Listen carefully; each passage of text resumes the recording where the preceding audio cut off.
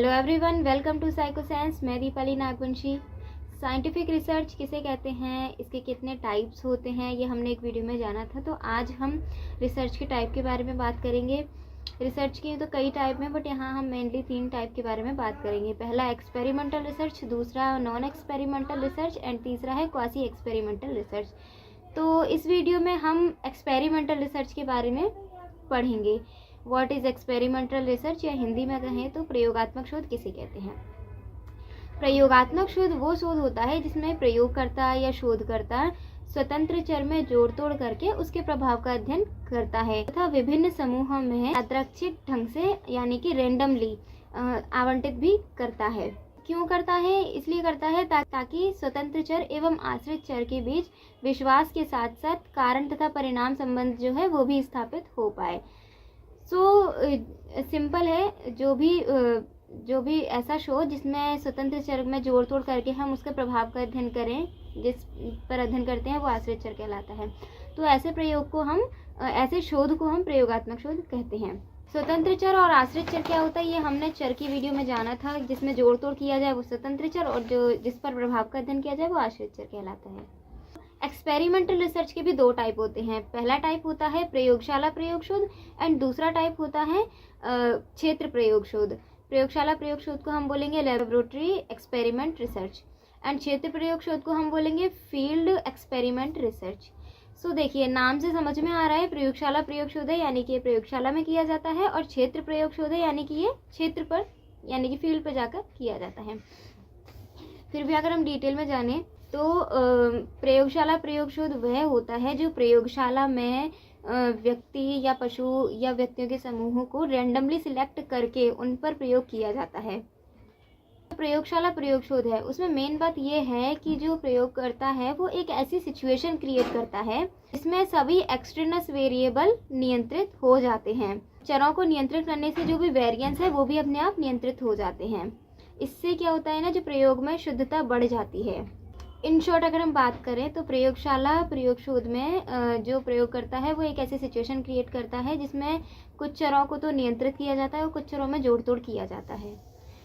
Next है हमारा क्षेत्र प्रयोग शोध। क्षेत्र प्रयोग शोध जैसे कि नाम से स्पष्ट है, क्षेत्र प्रयोग शोध एक ऐसी वास्तविक परिस्थिति में किया जाता है। इसमें हम कोई सिचुएशन क्रिएट नहीं करते हैं, ये जैसी सिचुएशन होती है हम उसी सिचुएशन में करते हैं, यानी कि वास्तविक परिस्थिति में। और इसमें स्वतंत्र चरों का जोड़ तोड़ भी वास्तविक परिस्थिति में ही किया जाता है। इसमें जो बहिरंग चर है, जो एक्सटर्नस वेरिएबल है, वो अधिकतम नियंत्रण में रहता है। हम ले लेते हैं कि अगर कोई प्रयोग करता है वो यह अध्ययन करना चाहता है कि जो क्लासरूम में छात्र हैं वो एक दूसरे के प्रति किस तरह से आक्रामक व्यवहार दिखलाते हैं, और ऐसे व्यवहार की फ्रिक्वेंसी किस तरह के बच्चों में अधिकतम होती है, ज़्यादातर दिखती है, बढ़ती है, किस तरह के बच्चों में। प्रयोग है वो क्षेत्र प्रयोग का उदाहरण होगा, क्योंकि देखिए हम क्लासरूम अपने प्रयोगशाला में नहीं बनाएंगे, हम क्लासरूम में जाकर वो प्रयोग कर रहे हैं। तो वहाँ पर जैसी वास्तविक परिस्थिति है उस परिस्थिति में हम अपना प्रयोग करेंगे, है ना। बच्चे अपना जो भी क्लासरूम में जैसे बिहेव कर रहे हैं, बच्चे अपना उस तरीके से बिहेव करेंगे और हम अपना प्रयोग जारी रखेंगे। तो क्षेत्र पर जाकर हो रहा है, वास्तविक परिस्थिति है, हमने कोई परिस्थिति क्रिएट नहीं की है, जैसी है उसी परिस्थिति में, तो उसे हम क्षेत्र प्रयोग कहते हैं। बशर्ते यह अध्ययन एक ऐसी परिस्थिति में किया जाता है कि जहाँ पर बहिरंग चर है वो अधिक से अधिक नियंत्रित किया गया हो और स्वतंत्र चर में जोड़ तोड़ भी सफलतापूर्वक हो जाए। परिभाषा की बात करें तो कर्लिंगन ने परिभाषा दी है, क्षेत्र प्रयोग शोध एक ऐसा शोध है जिसमें जो वास्तविक परिस्थिति में किया जाता है और इसमें एक या एक से अधिक स्वतंत्र चर जो है उनमें जोड़ तोड़ उतना सावधानी पूर्वक नियंत्रित किया जाता है जितना की परिस्थिति हमें अनुमति देती है। ये दोनों थे प्रयोगशाला और क्षेत्र प्रयोग शोध, प्रयोगात्मक शोध के प्रकार। अब हम जानते हैं आउटलाइन, यानी कि कोई भी प्रयोगात्मक शोध है उसकी रूपरेखा। कोई भी प्रयोगात्मक शोध जो है वो बहुत क्रमबद्ध होता है, यानी कि काफ़ी वो सिस्टमैटिक होता है। इसके कुछ स्टेप्स होते हैं, एक्सपेरिमेंट करने के कुछ स्टेप्स होते हैं जिन्हें एक क्रम में जिन्हें एक सीक्वेंस में किया जाता है। तो ये टोटल 14 हैं जिसे हम सीक्वेंस से पढ़ेंगे। नंबर 1 पे आता है हमारा प्रयोग का शीर्षक, टाइटल ऑफ एक्सपेरिमेंट। कोई भी हम जब भी प्रयोग करते हैं तो सबसे पहला काम हमारा होता है टाइटल लेना। सेकंड थिंग है साहित्य का सर्वे। हम जो भी टॉपिक ले रहे हैं हमें उसके बारे में पहले हमें जानना है, उसके साहित्य का बारे में जानेंगे कि इस टॉपिक पर किस किसने प्रयोग किया है, इसके बारे में किसने क्या कहा है, ठीक है। Survey of the literature. इसका जो थर्ड पॉइंट है वो है समस्या को निश्चित करना, स्टेट ऑफ प्रॉब्लम।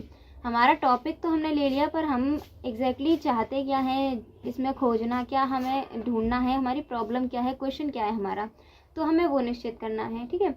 फिर फोर्थ नंबर पर आता है प्राकल्पना तैयार करना। जब हमारा टॉपिक सिलेक्ट हो जाता है ना, हम उसमें प्रॉब्लम भी फाइंड कर लेते हैं, तो फिर हम एक हाइपोथेसिस बनाते हैं, एक है ना जांचनीय प्रस्ताव जिसे हम कहते हैं। तो स्टेट ऑफ हाइपोथेसिस ये हमारा क्या है, चौथा स्टेप है। फिफ्थ नंबर पे आता है चरों को परिभाषित करना, डिफाइन द वेरिएबल्स। जब हमारी प्राकल्पना भी बन गई, अब उसके बाद हम वेरिएबल्स को डिफाइन करेंगे।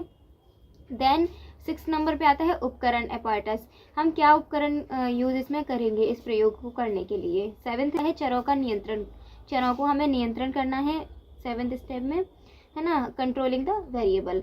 8th नंबर पर आता है डिज़ाइन का चयन करना। हमारे चर भी नियंत्रण हो गए, अब इसके बाद हमारी बारी है डिज़ाइन का चयन करना। अपने प्रयोग के लिए हम एक डिज़ाइन का चयन करते हैं, जिसे इंग्लिश में बोलेंगे सिलेक्ट डिज़ाइन।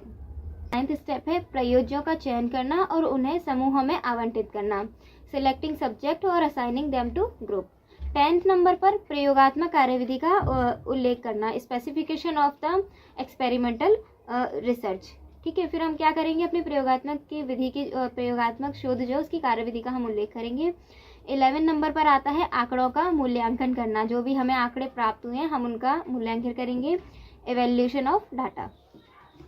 12th नंबर पर आता है साक्ष्य रिपोर्ट तैयार करना, फॉर्मुलेशन ऑफ एविडेंस रिपोर्ट। फिर हम अपनी साक्ष्य रिपोर्ट तैयार करेंगे। 13th नंबर पर आता है जो हमारी साक्ष्य रिपोर्ट है, जो हमने तैयार की साक्ष्य रिपोर्ट, उसके आधार पर प्राकल्पना के बारे में हम अनुमान लगाएंगे कि हमने जो प्राकल्पना बनाई थी और हमें जो साक्ष्य रिपोर्ट मिली है, हमने जो तैयार की है, तो उसके आधार पर हम प्राकल्पना के बारे में फिर अनुमान लगाएंगे।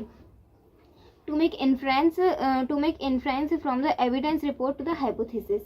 फिर लास्ट जो स्टेप है वो है परिणाम का सामान्यीकरण करना। हमें परिणाम जो प्राप्त होता है हम उसका सामान्यीकरण करते हैं, जनरलाइजेशन ऑफ फाइंडिंग।